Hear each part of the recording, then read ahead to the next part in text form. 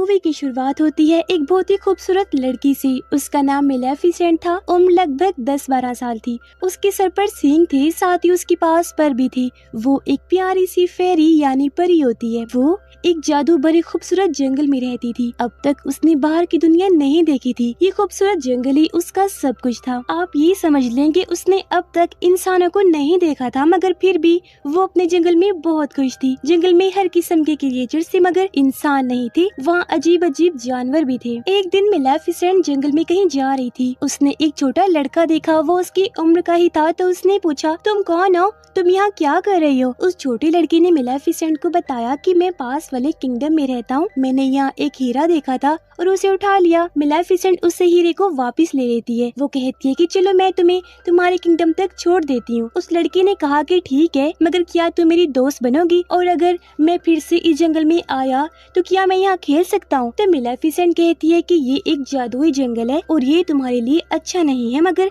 देखेंगे। इसी के साथ वो हाथ मिलाती हैं, पर मेलेफिसेंट को करंट महसूस होता है। दरअसल उसे करंट लड़के की मेटल की रिंग से लगा था। वो कहती है कि लोहा परियों को जलाता है, इसलिए आगे से ये पहनकर मत आना। इसके बाद हम देखते हैं कि वो लड़का अपने किंगडम वापस चला जाता है, मगर जिस किंगडम से वो आया था वो किंगडम उस जंगल को हासिल करना चाहता था। उस लड़के की माता पिता भी जिंदा नहीं थे। वो मेलेफिसेंट का अच्छा दोस्त बन गया था, लेकिन उन्हें ये बात पता नहीं होती कि ये दोनों एक दूसरे के दुश्मन किंगडम्स हैं। कई साल ऐसे गुजर गए। वो लड़का वहाँ आता था और मेलेफिसेंट के साथ खेलता था और वो दोनों बड़े 16 साल की हो गई थी और एक दूसरे को पसंद करने लगे थे। मेलेफिसेंट सोचती है कि इंसान परियों के दुश्मन नहीं है, वो अच्छे हैं, लेकिन उसे ये बात पता नहीं होती कि इंसानों में लालच भी होती है। एक दिन मेलेफिसेंट सोच रही थी कि कई दिन गुजर गए हैं और वो लड़का नहीं आया। उसे लड़के की बात याद आती है जब उसने कहा था कि जब मैं बड़ा हो जाऊंगा तो अपने किंगडम को हासिल कर लूंगा। मतलब कि मेलेफिसेंट को ये पता नहीं था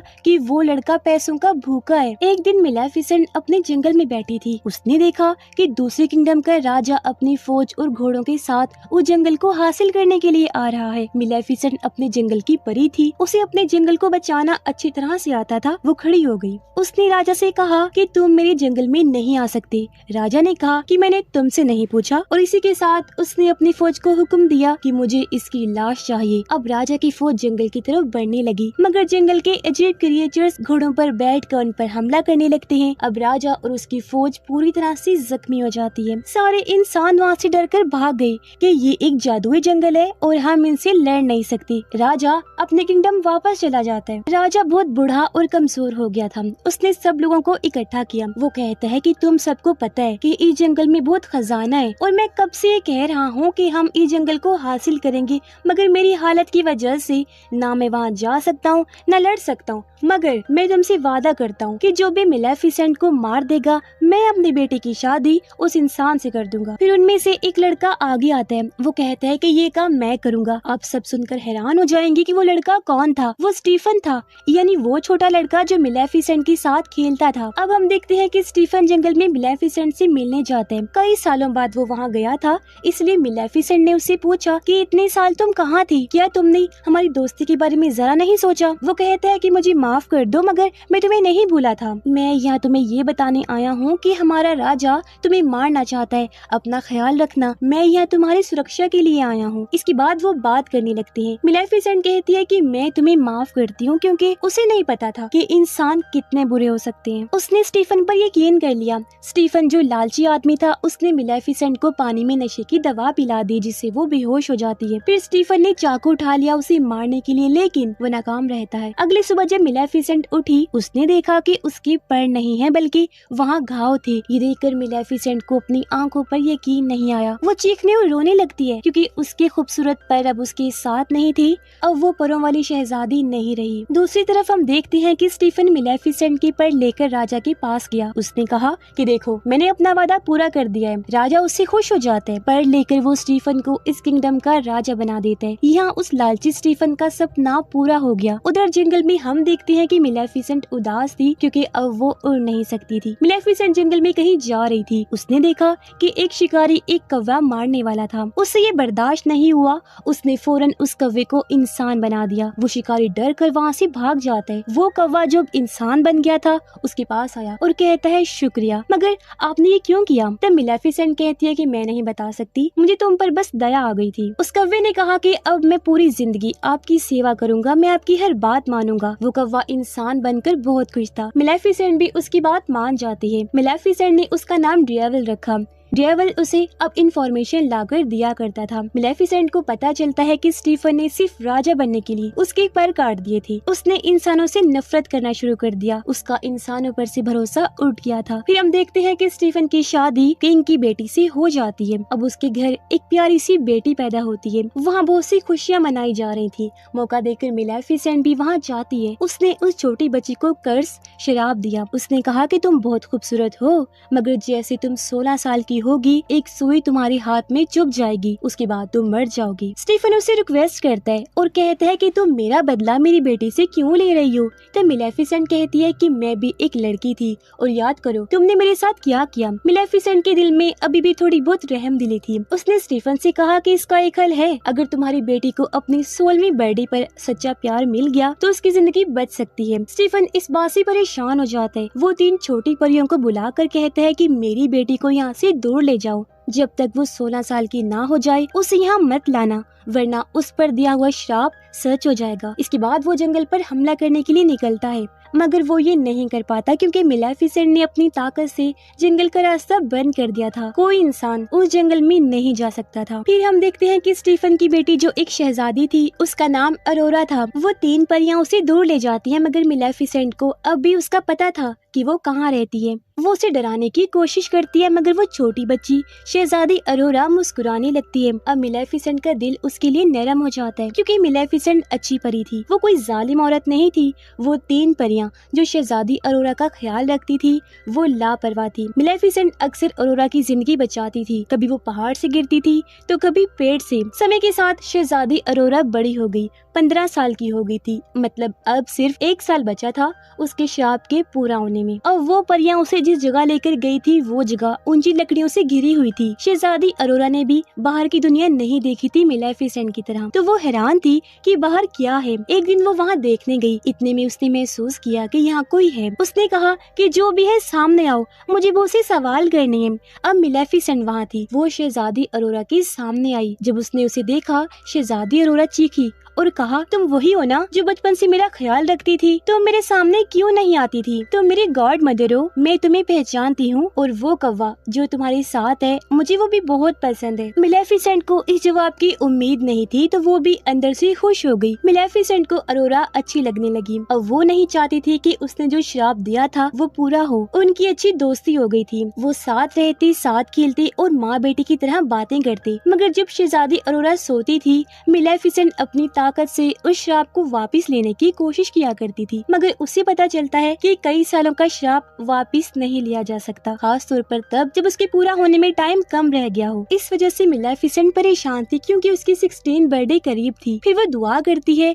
कि जल्द उसे अपना सच्चा प्यार मिल जाए ताकि उसका श्राप खत्म हो जाए। इसके बाद हम देखते हैं कि शहजादी अरोरा और मिलेफिसेंट जंगल में बात कर रही होती हैं। शहजादी अरोरा मिलेफिसेंट से पूछती है कि तुम्हारे पर कहाँ हैं? सब परियों की पर होती हैं। तो मिलेफिसेंट कहती है कि मेरे पास भी पर थी, मगर एक इंसान ने मुझसे छीन लिए। मैं उनके साथ आसमान में ऊंची उड़ान भरा करती थी। मुझे अपने पर याद आते हैं। इस बात पर मिलेफिसेंट रोने वाली थी। तब शहजादी अरोरा उसे चुप करवाती है और कहती है कि फिक्र मत करो, कल मेरी 16 बर्थडे है और मैं इजाजत लेकर आपके पास वापस जरूर आऊंगी। आप अकेले नहीं हैं, मैं आपके साथ हूँ। मगर मिलेफिसेंट जानती थी कि ये मुमकिन नहीं है। प्रिंसेस अरोरा अब अपने घर जा रही थी। रास्ते में उसे एक लड़का नजर आया। वो बहुत हैंडसम था। दोनों की एज भी सेम थी। जब उनकी नजरें मिली तो दोनों एक दूसरे को पसंद करने लगे। खैर, इसके बाद प्रिंसेस अरोरा वहाँ से अपने घर चली गई। उसने 3 फेरी से कहा कि मुझे यहाँ से जाना है। वो कहती है कि मुझे मिलेफिसेंट के पास जाना है, इस घर से दूर। फेरिस ने सोचा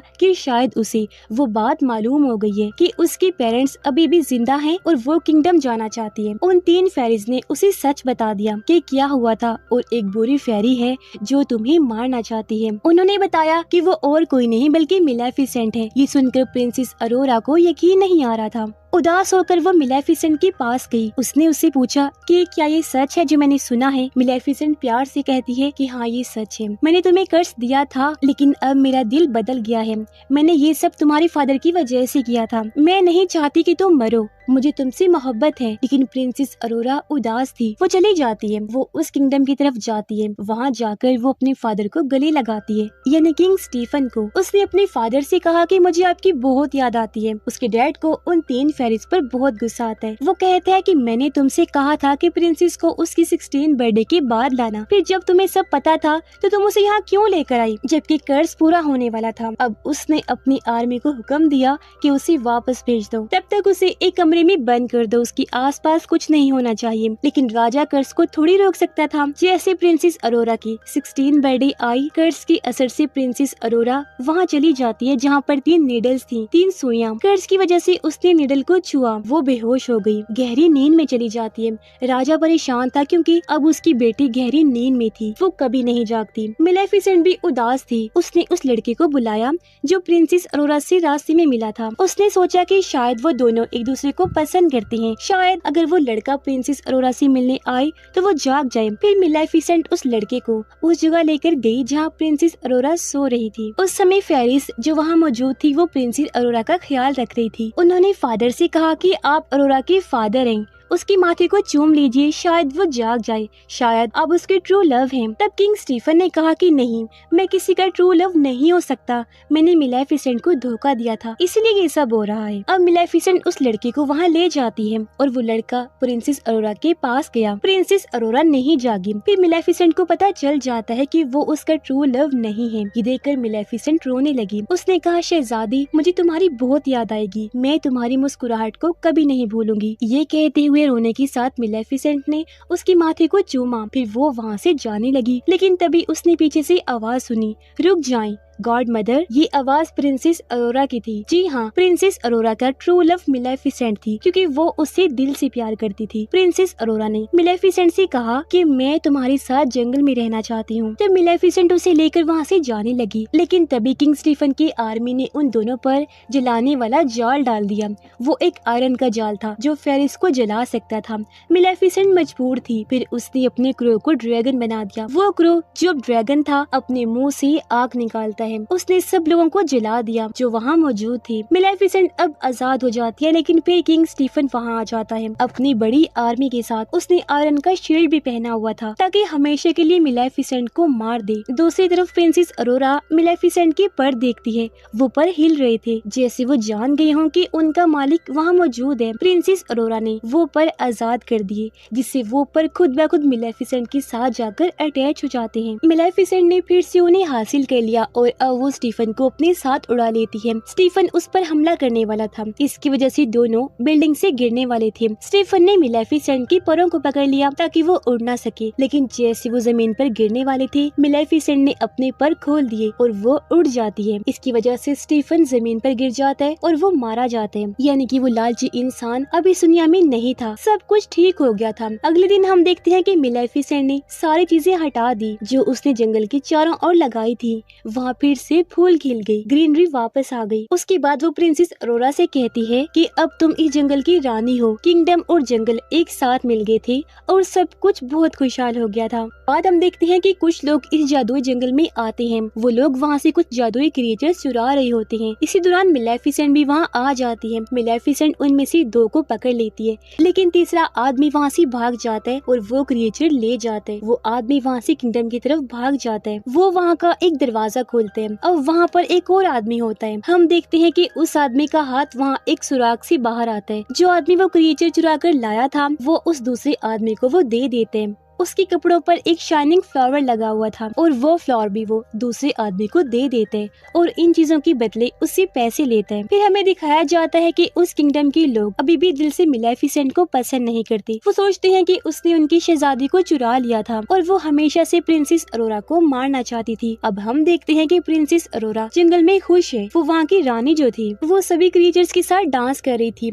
वहाँ के लोग अपनी प्रॉब्लम्स उसके पास लेकर आते थे। उसे बताया जाता है कि एक क्रिएचर यहाँ से गायब हो गया है, वो क्रिएचर जो वो आदमी चुरा कर लेकर गया था। ये सुनकर प्रिंसेस अरोरा परेशान हो जाती है। फिर वो छोटी सी फेरिस वहाँ आती है, वो उसे खुश करने की कोशिश करती है। वो उसका ताज लेकर भागती है ताकि वो उनके पीछे भागे। जैसे प्रिंसेस अरोरा नीचे जाती है, उसने किसे देखा भला? वही लड़का जो अरोरा के पास आया था जब वो गहरी नींद में थी। वो उस समय उसका ट्रू लव नहीं था, वो भी एक प्रिंस था। उसका नाम था प्रिंस फिलिप। उसे बहुत सालों से प्रिंसेस अरोरा पसंद थी और यहाँ वो आखिरकार उसे प्रपोज कर देता है। प्रिंसेस अरोरा ये सुनकर हैरान हो जाती है, काफी खुश भी थी क्योंकि उसे भी वो लड़का पसंद था। मिलेफिसेंट का क्रू यानी डेविल भी ये सब कुछ देख रहा था। वो जाता है और मिलेफिसेंट को सब कुछ बता देता है। मिलेफिसेंट वहाँ से उड़कर अरोरा के पास आती है। प्रिंस भी अपने पेरेंट्स के पास जाता है ये बताने के लिए कि मुझे एक लड़की पसंद है। फिर हम देखते हैं कि प्रिंस फिलिप अपने किंगडम में पहुँच गया था। वहाँ जाकर वो अपने पेरेंट्स किंग और क्वीन को बताता है कि मैंने उस लड़के को प्रपोज कर दिया है, उसने भी एक्सेप्ट कर लिया है मेरा प्रपोजल। ये सुनकर उसके डैड किंग तो काफी खुश हो जाते हैं, लेकिन क्वीन उसकी मॉम उदास हो जाती है। मगर वो अपने बेटे को शो नहीं करवाती कि वो उदास है। वो मजबूरन कहती हैं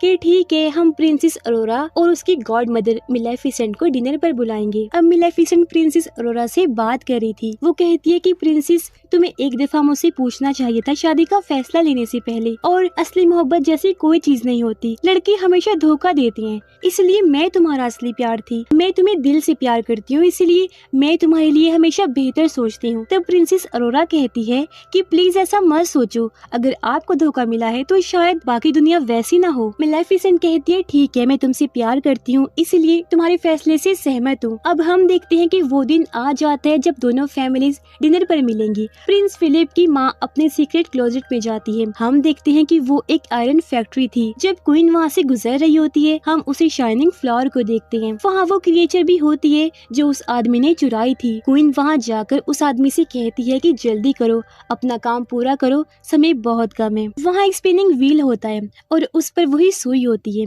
यहाँ हमें कम से कम ये तो अंदाजा हो गया कि क्वीन के इरादे कुछ ठीक नहीं है। फिर यहाँ सीन बदल जाता है। अब मिलेफिसेंट, उसका क्रो जो कि इंसानी शक्ल में होता है, और प्रिंसेस अरोरा तैयार होकर डिनर पर जाती हैं। प्रिंसेस अरोरा बहुत खूबसूरत लग रही थी। जैसे मिलेफिसेंट किंगडम में कदम रखती है, सब लोग उससे डर जाते हैं और छुपने लगते हैं। कुछ लोग अपने वेपन्स निकाल लेते हैं। वो सोच रहे थे कि मिलेफिसेंट एक बुरी जादूगरनी है, लेकिन मिलेफिसेंट इन्हें देखकर बस एंजॉय करती है। वो मुस्कुरा रही थी। फिर अब वो लोग महल के अंदर किंग और क्वीन के पास आ जाते हैं, जिसके बाद डिनर शुरू हो जाते हैं। क्वीन यहाँ मिलेफिसेंट को खुश करने या उसे अच्छी बात करने की बजाय बार बार उसका बुरा वक्त याद दिलाती रहती थी कि तुम ही हो ना जिसने इस बेचारी प्रिंसेस को कर्ज दिया था। वो अच्छी बातें नहीं कर रही थी। वो मिलेफिसेंट को ये भी कहती है कि तुमने इंसानों को भी मारा था, याद है? मिलेफिसेंट भी क्वीन को बताती है कि तुम्हारे किंगडम के लोग मेरे जंगल में आए थे और मेरे क्रिएचर को चुराया। उनके दरमियान लड़ाई बढ़ जाती है, जो देखकर किंग अपनी क्वीन से कहते हैं कि चुप हो जाओ,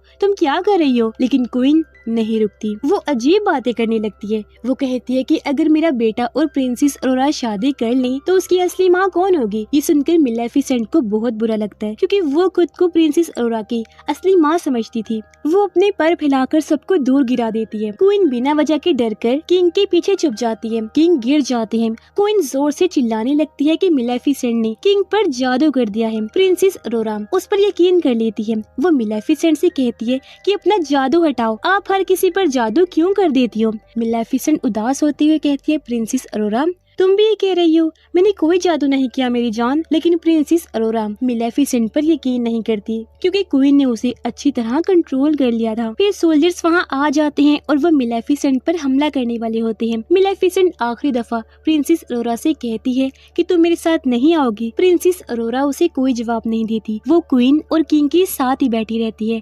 मिलेफिसेंट उदास हो जाती है और वहाँ से उड़कर चली जाती है। उसके साथ उसका कौवा भी था। वो भी खिड़की तोड़कर वहाँ से चली जाती है। लेकिन वहाँ एक और लड़की भी होती है जो क्वीन की साथी थी। वो मिलेफिसेंट पर लोहे की गन से हमला कर देती है। इससे मिलेफिसेंट समंदर में गिर जाती है। अब हम देखते हैं कि किंग महल में बेहोश थे। उन्हें उनके बेडरूम में ले जाया जाता है।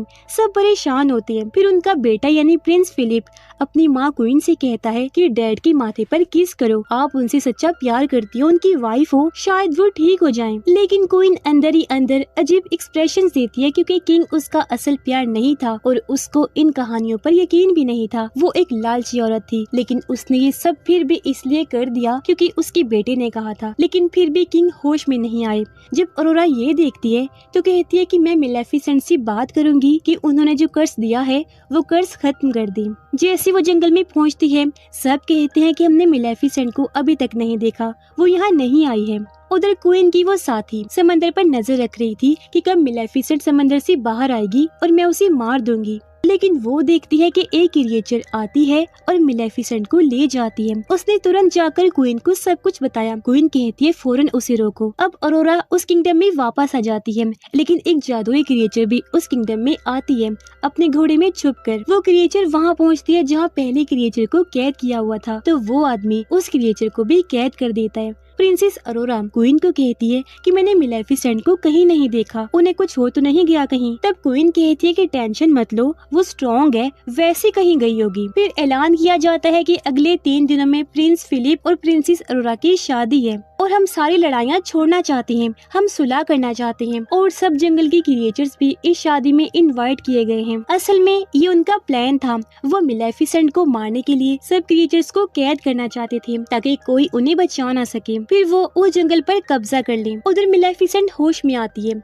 उसे चोट लगी थी। उसे कुछ क्रिएचर्स की आवाजें सुनाई देती हैं। वो कह रही थी कि हम इंसानों पर हमला करेंगे। उनके पास भी पर थे और सर पर सींग भी थे। वो जंगल में पनाह लेने आए थे। एक क्रिएचर मिलेफिसेंट के पास आता है। उसे कहता है कि अपनी ताकत हमें ट्रांसफर करो, हम इंसानों को कैसे हराएंगे बताओ। लेकिन मिलेफिसेंट उसे दूर फेंक देती है। उस क्रिएचर का नाम बोरा था। जब उसे पता चलता है कि मिलेफिसेंट के पास इतनी ताकत है कि वो किसी को दूर फेंक सकती है, तो वो खुश हो जाता है कि अब उसे हैंडल करना आसान हो जाएगा। अब बोरा का साथी मिलेफिसेंट को गुफा में लेकर जाता है। उसे कहते हैं कि यहाँ बुरी और अच्छी परियां साथ रहती हैं, क्योंकि इंसानों ने उन पर शिकार करना शुरू कर दिया था, इसलिए उन्हें साथ में रहना पड़ा था। फिर वो एक स्ट्रक्चर के पास आई जो अभी तक वहाँ पर थी और कोई मूवमेंट नहीं कर रही थी। बोरा का साथी मिलेफिसेंट को कहता है कि मिलेफिसेंट तुम इनकी नस्ल से हो, तुम बहुत ताकतवर और अच्छी परी हो। जल्द ही तुम उस स्टेज पर पहुँचोगी जहाँ पर तुम दुनिया की सबसे ताकतवर परी बनोगी, लेकिन तुमने अभी तक उस आखिरी स्टेज को पार नहीं किया और वो स्टेज है प्रिंसेस अरोरा को दिल से माफ करना, क्योंकि जो इंसान किसी को दिल से माफ करता है वो सबसे अच्छा होता है। मैं जानता हूँ कि तुमने उससे बहुत प्यार किया और बदले में उसने ये सब किया। इस पर मिलेफिसेंट कहती है कि नहीं, मैं उसे माफ नहीं कर सकती, मैंने उसे हमेशा प्यार किया और उसने मुझे धोखा दिया। प्रिंसेस अरोरा को भी क्वीन ठीक नहीं लग रही थी। वो प्रिंस फिलिप के पास जाती है और कहती है कि मैं सिर्फ तुम्हारे लिए सब बर्दाश्त कर रही हूँ, वरना मुझे क्वीन पसंद नहीं है। क्वीन का आदमी जो शाइनिंग फ्लावर पर काम कर रहा था, उसने उससे कुछ डस्ट बनाई थी। उसने क्वीन को बताया कि ये डस्ट परियों को मार सकती है। मैंने मिलेफिसेंट को मारने के लिए इसे तैयार किया है। इसको देखकर क्वीन खुश हो जाती है। उसके पास एक छोटी सी परी भी होती है। जो वो उस डस्ट को उस परी पर छिड़कती है तो वो परी मारी जाती है, जिससे वो और ज्यादा खुश हो जाती है। वो आदमी कहता है कि अगर तुम और भी शाइनिंग फ्लावर्स लाकर दोगी तो मैं और ज्यादा डस्ट बना पाऊंगा। इसीलिए क्वीन अपने सिपाहियों से कहती है कि फौरन वो फूल इकट्ठा करें। जब उसके सिपाही वहाँ फूल इकट्ठा करने पहुँचते हैं, मिलेफिसेंट को इस बात का पता चल जाता है। वो भी वहाँ पहुँचती है, लेकिन अब बहुत देर हो चुकी थी। उसके सिपाही सारे फूल उखाड़ चुके होते हैं, इसलिए मिलेफिसेंट यहाँ कुछ नहीं कर सकती। वो उदास हो जाती है क्योंकि हमेशा बुरा उसके साथ ही होता है। उसके सिपाही मिलेफिसेंट पर लोहे की गोली से हमला करती हैं, लेकिन फिर बोरा का साथी उसके सामने आता है और उसे बचाता है। मिलेफिसेंट भी एक ढाल बना लेती है जिससे वो सारे सेफ हो जाते हैं। बोरा दूसरे सिपाहियों पर हमला शुरू कर देता है। अगली सुबह हम देखते हैं कि प्रिंस फिलिप और प्रिंसेस अरोरा की शादी का समय करीब आ रहा है। जंगल के सारे क्रिएचर्स किंगडम की तरफ जा रहे हैं, लेकिन जब मिलेफिसेंट का कौवा जो एक इंसानी शक्ल में था अंदर जाता है तो उसका रास्ता रोक लिया जाता है। प्रिंसेस अरोरा बहुत खूबसूरत लग रही थी। प्रिंस फिलिप उसे एक फूल देता है। वो कुछ और नहीं बल्कि उसके जंगल का चमकदार फूल था। इसे देखकर वो हैरान हो जाती है कि क्वीन ने मुझे ये क्यों भेजा। वो क्वीन को ढूंढने जाती है। वो फूल अब भी उसके हाथों में था। चलते चलते वो उसी सीक्रेट जगह पर आ जाती है और वो उस व्हील को भी देख लेती है। उसे विजन्स आने लगती हैं कि कर्ज क्या था और मुझे किस तरह वहाँ भेजा जा रहा है। वो देखती है कि वहाँ 2 परियां कैद हैं। वो क्रिएचर्स जो उसी आदमी ने कैद की थी, वो उन्हें आजाद करने वाली होती है, लेकिन वो आदमी उसे रोक देता है। तभी क्वीन भी वहाँ आ जाती है। वो प्रिंसेस से कहती है कि हमारा किंगडम पहले उस जंगल के पास हुआ करता था, लेकिन उन क्रिएचर्स और मिलेफिसेंट के बड़ों ने मेरे किंगडम को नुकसान पहुंचा दिया। मेरे डैड मारे गए थे, लेकिन जब मेरे भाई वहाँ गए सुलह करने के लिए तो उन क्रिएचर्स ने मेरे भाई को भी मारा। जब मैं अकेली रह गई तो मुझे किंग से शादी करनी पड़ी। वो मेरा पति है, लेकिन मैं उससे प्यार नहीं करती। आगे क्वीन कहती है कि मैं सबसे बदला लूंगी। वो सिपाहियों को हुक्म देती है कि प्रिंसेस अरोरा को भी एक रूम में कैद कर दिया जाए। वो बिल्कुल वैसे करते हैं। फिर उन क्रिएचर्स को भी एक कमरे में बंद कर दिया जाता है। अब उस डस्ट को जो उस आदमी ने तैयार की थी उन पर छिड़काई जाती है, जिससे सारे क्रिएचर्स कमजोर हो जाते हैं। प्रिंसेस अरोरा जहाँ कैद थी वहाँ उसका शादी का ड्रेस पड़ा हुआ था। वो उसे फाड़कर उसे लंबी रस्सी बना लेती है। बिल्डिंग से नीचे जाने की कोशिश करती है, लेकिन फिर सिपाही वहाँ पहुँचते हैं और प्रिंसेस अरोरा को अपने आप को कमरे में बंद करना पड़ता है। मिलेफिसेंट का कौवा जो इंसानी शक्ल में था वो भी बिल्डिंग के अंदर आ जाते हैं। प्रिंस फिलिप अपने डैड के साथ बैठा होता है। उसको कुछ भी पता नहीं होता। अब क्वीन अपने घर की छत पर गई। वो उस जंगल पर बॉम्ब फेंक रही होती है, जबकि बोरा भी अपनी फौज के साथ उस किंगडम पर हमला करने आता है। अब मौका मिलते ही अरोरा भी उस कपड़े की रस्सी से लटक कर नीचे आ जाती है। वो किंग के रूम में आती है जहाँ प्रिंस फिलिप भी होता है। वो सब कुछ उन्हें बताती है कि क्वीन ने उसके साथ क्या किया। वो कहती है कि मिलेफिसेंट ने तुम्हारे डैड पर कोई जादू नहीं किया था, ये तुम्हारी माँ ने किया था। ये सुनकर प्रिंस फिलिप हैरान हो जाते हैं। उधर बोरा और उसके साथी उस किंगडम पर हमला करने आती हैं, लेकिन किंगडम के लोग उन पर मुसलसल हमले करते हैं और उनमें से कुछ को कब्जे में कर लेते हैं। प्रिंसेस अरोरा मिलेफिसेंट के कौवे को देखती है जो इंसानी रूप में था। वो उसे कहती है कि हमें यहाँ के लोगों को बचाना होगा। वो उसके साथ मिलकर चर्च का दरवाजा खोलती है जहाँ सारे क्रिएचर्स कैद थे और उन सब की जान बचा लेती है। अब जहाँ से डस्ट आ रही थी क्रिएचर वहाँ फूल उगा देती है ताकि और डस्ट वहाँ ना आ सके। इस तरह किसी क्रिएचर को भी कोई नुकसान नहीं होता। प्रिंस फिलिप अपनी मॉम को इनको समझाने जाता है, लेकिन वो उल्टा अपने सिपाहियों को हुक्म देती है कि इसे पकड़ लो, लेकिन मौका देकर प्रिंस फिलिप वहाँ से भाग जाते हैं, जबकि उधर प्रिंसेस अरोरा और उस कौवे को भी पकड़ लिया जाता है। लेकिन फिर वहाँ आती है मिलेफिसेंट। वो अपने कौवे को बड़े से बियर में बदल देती है। बियर चर्च का दरवाजा खोल देता है, सभी क्रिएचर्स को बचा लेता है। अब मिलेफिसेंट बाकी लोगों पर अटैक करके अपने लोगों को बचाती है। बोरा भी यहाँ आकर क्वीन के सिपाहियों से लड़ने लगता है। अब मिलेफिसेंट छत पर आती है क्वीन के पास उसे मारने के लिए, लेकिन तभी उसके सामने प्रिंसेस अरोरा आ जाती है। वो मिलेफिसेंट को कहती है कि प्लीज आपको इनको मत मारिएगा, वरना सबको लगेगा कि आप सच में जालिम हैं। मिलेफिसेंट कहती है नहीं अरोरा, पीछे हट जाओ, मैं तुम्हारी कोई बात नहीं सुनना चाहती। तब प्रिंसेस अरोरा उसे कहती है मॉम प्लीज ऐसा मत करिए। अब जब मिलेफिसेंट उसकी मुंह से मॉम सुनती है तो उसका दिल पिघल जाता है, उसके अंदर इमोशंस आने लगते हैं। अब इस तरह जब दोनों बातें कर रही थी तो जाहिर है क्वीन को मौका मिल गया था। वो डस्ट वाला एरो उनकी तरफ चला देती है। ये देखते ही मिलेफिसेंट प्रिंसेस को बचाने के लिए उसे साइड में करके खुद सामने आ जाती है। यानी हमला उसने खुद पर ले लिया था और तीर उसे लग जाता है, जिसके साथ ही मिलेफिसेंट राख बनकर गायब होने लगती है। और ये देखकर प्रिंसेस अरोरा रोने लगती है, मगर ये देखकर क्वीन काफी खुश हो जाती है। वो ऐलान करती है कि अब तुम्हारी मिलेफिसेंट खत्म हो गई है और मैं पूरी जगह पर कब्जा कर लूंगी।